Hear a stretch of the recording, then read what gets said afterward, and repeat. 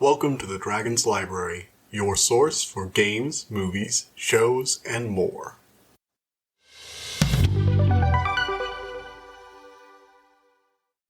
Alright, let's get this over with. Sorry. Welcome back to the Dragon's Library, everyone. Today we're going to be reviewing Venom, Let There Be Carnage. I hated this movie. I knew I was going to probably hate it when I went to go see it, but, I wanted to give it a chance. And here I am, wishing I'd done literally anything else in my evening. I could have gone to the card shop and played Magic the Gathering. They were having a nice mystery booster draft, but no. I could have finished listening to The Last Graduate on audiobook, too. That would have been nice. For those of you who are wondering, though, something good will actually be coming up on next review. I'm really enjoying The Last Graduate, so we will get to see that. It's a sequel to Deadly Education by Naomi Novik, one of my favorite books It's one of my favorite books so far. It's come out this year. Really appreciate it. Really love it. We'll get to hear from that soon. But, first we have to do something horrible. It's like penance. I hate that concept, but, whatevs. Sorry if I don't seem that enthused. This movie just really, sucked. I just knew it was going to be bad to go into it. But, I guess let's get started. So, for those of you who don't know, Venom, Let There Be Carnage is a sequel to the Venom movie from, 2 years ago? And, for those of you who don't know, okay, let's just get through this first part. This is an explainer section for those of you who don't understand how the Venom movie is connected to Spider-Man and connected to the MCU and all that stuff. So for those of you who do know, just, I guess I'll include a timestamp thing so you can skip past this. But, for those of you who don't know, a long time ago, Marvel went bankrupt. In order to get out of bankruptcy, they sold off the movie rights to all their properties. But they split their properties up into individual pieces. So you had, The Mutants, which got sold to Fox, and you had Spider-Man, which got sold to Sony. Now, Marvel now owns Fox, thanks to the Disney-Fox buyout thing. But Sony still owns the rights to Spider-Man. Now you're wondering, how is Spider-Man in the MCU then? Disney shouldn't be able to use him. Well, Sony and Disney had a deal. So Sony would let Marvel use Spider-Man in the MCU in cameos, and Disney would help them make a Spider-Man movie. Then Sony would start making a bunch of villain movies all about Spider-Man's villains. One of the first of these was Venom. We're also getting that horrible-looking Jared Leto Morbius movie, which just looks utterly trash, and I am dreading its release date. And it's all going to lead up to some kind of Sinister Six team-up movie or something like that. Sony is horrible at this. But Venom was surprisingly fun. It wasn't good, but it was enjoyable because it was kind of like one of those it was one of those bad but fun movies where it's so bad it's funny and enjoyable as a result. And you had Tom Hardy as Eddie Brock, I believe. What was it, Tom Hardy as Eddie Brock? Yeah, Tom Hardy as Eddie Brock, which was actually really good. He's still good in the role, actually, I will say that. Most of the scenes with him are fairly enjoyable. I find him kind of like this weird, almost, he clearly looks insane to everyone else in the movie and a little bit to us. But it's he also has an alien parasite living in his body and constantly, having to chat with it and everybody looking at him like he's crazy. Which, I do like it. I think he's doing the best he can in this horrible role. I actually kind of wish he had been Eddie Brock somewhere else because he's just that right level of unlikable and pathetic that you want Eddie Brock to be. Because Eddie Brock was originally a supervillain and who had his life ruined after he falsely accused someone of being a murderer, and then Spider-Man caught the real murderer, and he grew a fixation, and then Venom attached to him, and the two of them went on to become murderous, attack Spider-Man, ruin his life kind of villains, arch enemy, that kind of thing. But, later on, as Eddie, got a bit more sanity, he started being more of a anti-hero kind of character, like the Lethal Protector, which is what they're trying to go for in this movie, after the origin story of the previous one. And it's just so forced. I liked Venom in the first movie, but he's just so annoying in this one. And I hate it. I don't really feel it feels like they're going through, a rough patch in the relationship, and it's just okay, I can get that, but all the scenes with Venom on his own kind of just made me cringe. like, not laugh as much as just cringe really, really hard. There's a whole scene that I was like, oh, he doesn't understand me. He's talking to, like, these just ravers, and I was just like, oh my god, so much cringe.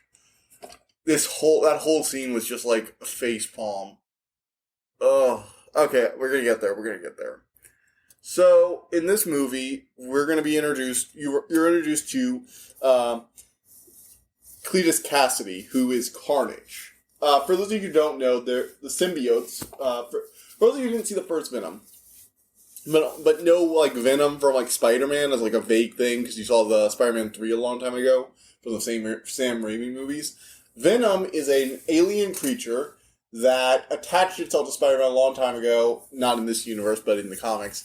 And Spider-Man got rid of it because it was making him more aggressive, because they're a race that bonds to a host and grants them superpowers and kind of forms a symbiotic relationship. But a lot of times they bond to people that are a little insane, and that insanity kind of gets passed over time, so the symbiotes will slowly become more unstable. Venom is kind of one of these slightly more unstable ones. He needs to eat human brains to stay alive, that kind of thing. So he wants to be a hero, but he's also kind of, needs to murder people or eat loads of chocolate to live. It's complicated, but yeah. So, after the first movie, where Venom and Tom Hardy's Eddie Brock decided to, team up, and they beat the big bad, and then they were like, oh yeah, Venom was totally destroyed, but really he's just living with Eddie Brock. In this movie, Venom is starting to get a little caged up, because they haven't been able to do him at superheroics, because, there's not really anything to do. Tom Hardy's, Eddie Brock doesn't want to let Venom just chow down on random street thugs, because that's a bad look, and the FBI is still watching them, so they can't do it even if he was willing to let Venom do it. So he's on, like, a strict chocolate and chicken diet, and driving Venom a little crazy. And so they separate. Meanwhile, Eddie is doing some police work, because he's a formerly famous reporter, and Cletus Cassidy, a horrible murderer the bodies of his victims still haven't been found, and he's, being abstained from death row until they are found. In case he can give more information to help give closure to his victims. So he wants to talk to Eddie, reporter, get his news out there. And Eddie and Venom use some of the crazy drawings and carvings in his cell to figure out where the bodies are actually being found, which means that Cletus is about to go to death.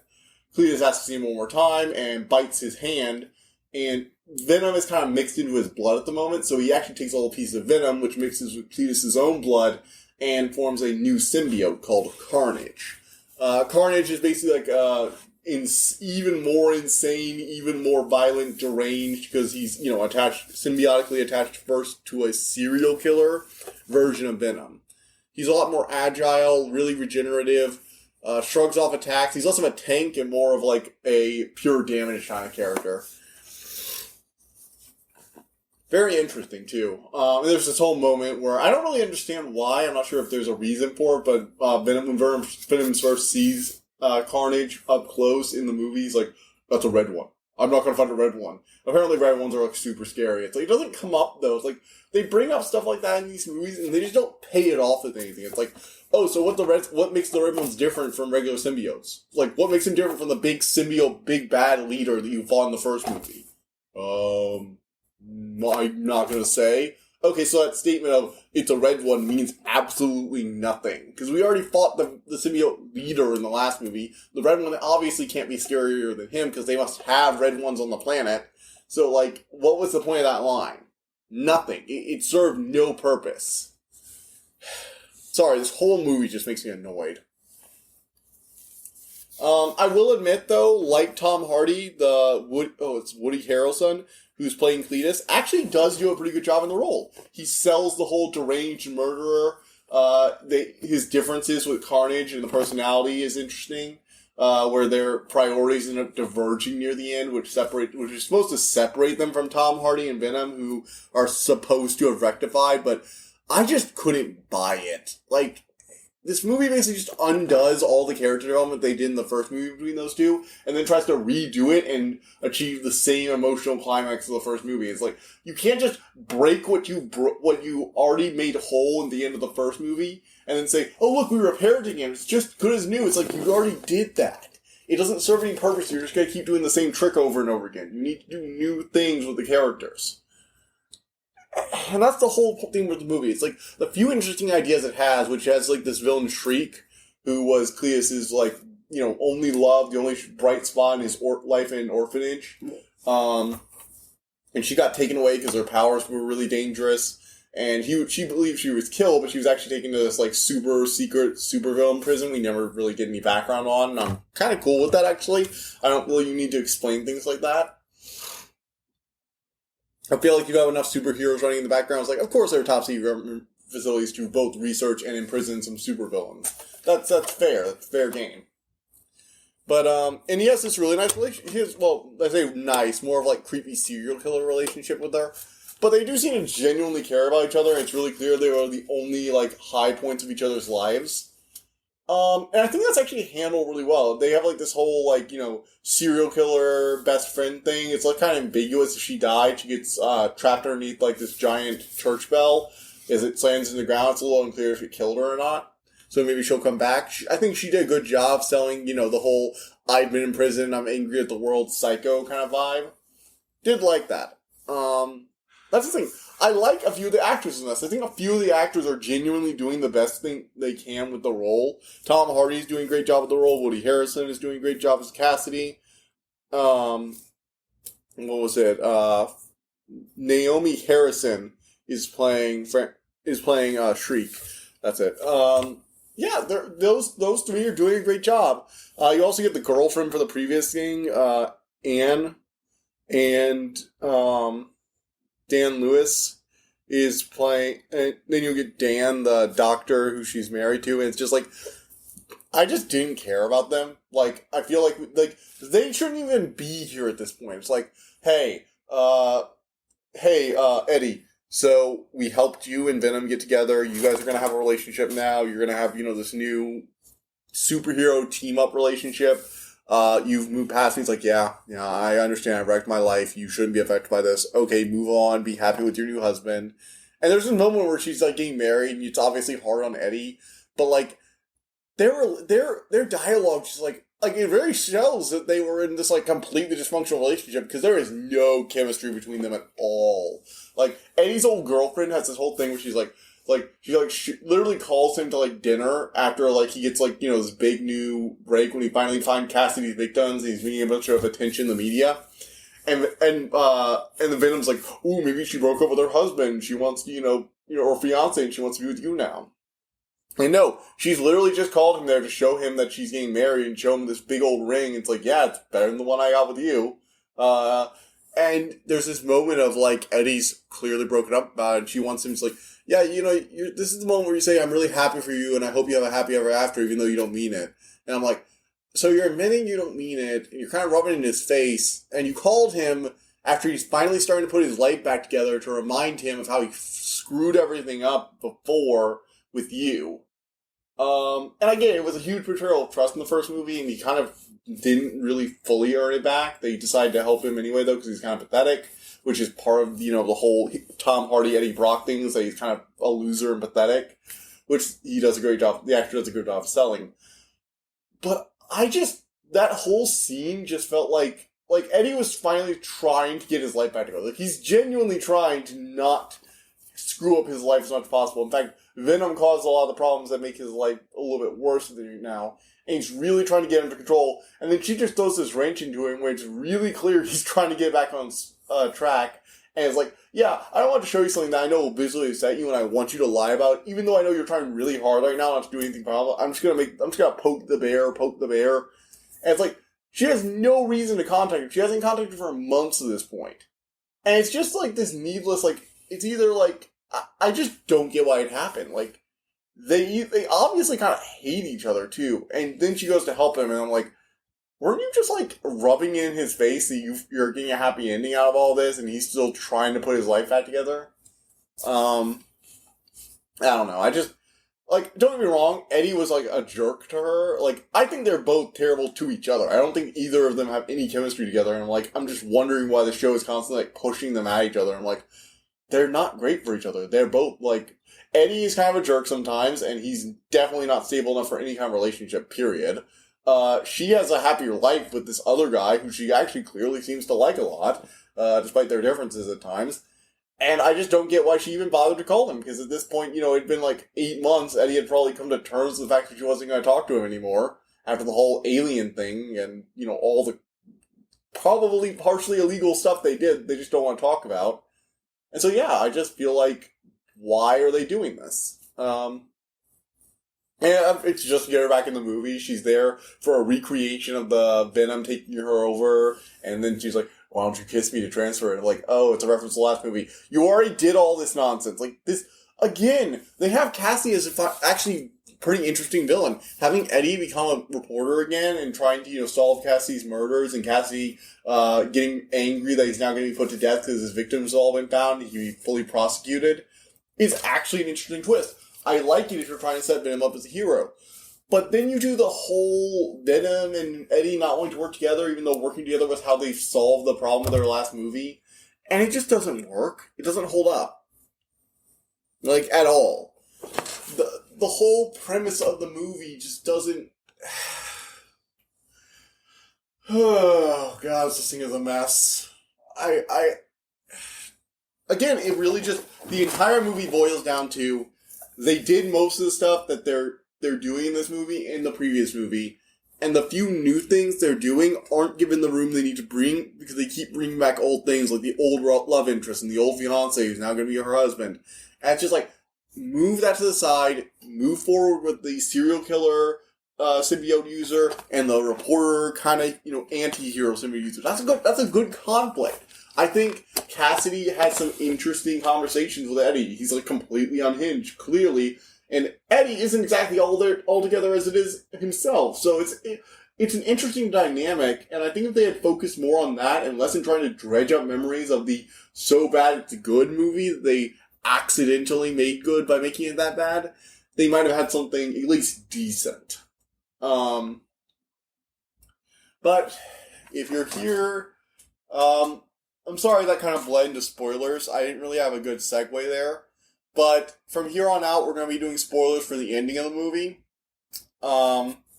So the movie has Eddie getting, interrogated about it and eventually kind of exposed. I'm not sure if he's fully exposed to Venom. It's very unclear. This isn't a good movie, like I said. Shriek may or may not be dead. Cassidy is dead. Carnage is dead, so they're not coming back, if you're wondering. No, Carnage isn't going to be a recurrent character. Neither is Cletus. Shriek might come back, which could be interesting, but there's also a big twist. So, this is a big warning if you haven't seen the movie. This is actually something that annoys me personally, because I was hoping we could just shove all this stuff off into Sony's little, oh look, it's Sony trying to make good movies section of the universe. But no, we have to talk about this in relation to the MCU movies now. So if you don't want to hear about that, and trust me, you don't want to hear about this, but I have to talk about it anyway. Jeez, just all of this. Ugh, I hate this movie so much. I hate it. I don't want to talk about this. Okay, that's enough whining. Okay, so at the end of the movie, Venom and Eddie are kind of just on the run and hiding, and Eddie's hanging out on some tropical island or whatever. He actually managed to make some money, apparently. So, he's there, and he's, watching some soap operas and stuff like that, and then Venom's like, hey, I could show you some of the hive mind memories and stuff like that. So he tries to access the symbiote hive mind to show Eddie experiences that he could not possibly comprehend. And while he's doing that, the room starts to fade and fizzle. And we think it's, going to Venom's memories or the hive mind memories or whatever. But all of a sudden, the room shifts. And then, on the news, J. Jonah Jameson is telling the world that Spider-Man is enemy number 1 because he killed Mysterio. And it's like, oh god, they're in the MCU universe. And they're actually very surprised about it, too. I will give them that. Tom Hardy's like, wait, what happened? It's like, Venom's like, I don't know. I don't know what happened. For those of you who don't know the comics, I'm betting this is... for those of you who do know the comics, I don't know them that well, but I'm willing to bet this has something to do with Null. For those of you who don't know any comics at all, it was recently, I believe, retconned that the symbiotes were all created by this ancient dark god who's like the original dark god of the Marvel Universe or whatever. And that they're tied to a very powerful celestial being in the universe called the Dark God Null. And so I think what happened is when he was tapping into it, the timeline shifted due to either Loki or to the events of the Spider-Man, No Way Home movie. And Tom Hardy and Venom got pulled into a new universe as the timeline realigned. And they know and are aware of the difference because, either Null or some kind of connection to Spider-Man. Because Venom implied he had a past, which means maybe this version of him did actually encounter Spider-Man, and they were just being needlessly vague about it. I mean, that wouldn't really make sense when we know about him from the first movie, but then again, when do Sony movies have to be good or make sense? That's from Marvel. And now they're trying to smash the two together. Why do we have to include Venom in the Marvel movies? Can't we just, leave Sony to be bad in its own section of its, sucky universe? Seriously. Let them keep their dumb Sinister Six team-up movie or whatever. That Morbius movie looks atrocious. I do not want any of this touching the main MCU timeline. Why? Why did Marvel let them do this? Ugh. So yeah, Venom and Eddie Brock are going to be searching for Spider-Man because now they're interested in this man who's happened to be on the TV and being called enemy number one while they were, shipped into the universe. Very coincidental. Venom seems to have some sort of psychic connection. It's like, oh, he seems familiar. So, maybe they're going to be in No Way Home. I hope not. I think Tom Hardy could be a good Eddie Brock. I don't think he's used well. I don't think his dialogue is written as well in this movie. And I don't want those writers anywhere near Spider-Man 3 No Way Home. I do not. They do not belong in the MCU. Their writing styles are completely different. They're bad. The MCU is mostly very good, or at the very least average and above. So, yeah. This is a bad movie. You should not go to see it. That would be my recommendation. Don't go see this movie. Don't. It's not worth your time. It's not worth your money. It's not the somewhat funny and interesting. If you want to see the end credit scene, you can look it up online. Actually now, because it was already leaked online. So, yeah, don't go see this. Sorry about that. I know my review's going to be a bit more positive, but I just really could not stand this movie. I was bored senseless. And when it was over and I realized the movie because the movie didn't fully start. I checked the time when the movie actually started after the credits. It was 9:50 when the movie started. It was only 11. So this movie only ran for an hour and 10 minutes. Hour and 20 minutes. Pretty short, actually. And even then I was like, oh, finally it's over. So yeah, don't go see this. Not a great movie. But next time we get to talk about something good. Because I deserve a reward after that. So I'm going to be talking about The Last Graduate. I'm almost done with it. I've been savoring it. It's a really good book. It's the sequel to Deadly Education. It's a dark fantasy series by Naomi Novik, who does really good dark fantasy. She just does good fantasy fiction in general. She's one of my favorite writers, and I'm really excited to talk about it, so I will talk about that next time. In preparation, if you guys want, you can go find my review for Deadly Education on the site. It'll be listed under my book reviews. So check it out. It's a really good book. I highly recommend it. Totally worth your time, more so than this movie. So, yeah. Anyway, I guess I'll see you guys next time. Bye! I hope you enjoyed listening to this episode, and thank you for listening to The Dragon's Library. Please, subscribe to this podcast to be notified of new episodes. The Dragon's Library releases new episodes Tuesday and Friday each week, and you can follow us on Twitter at Dragon_Library2. If you want to suggest an episode topic, my email is in the description below. And as always, thank you so much for all your support.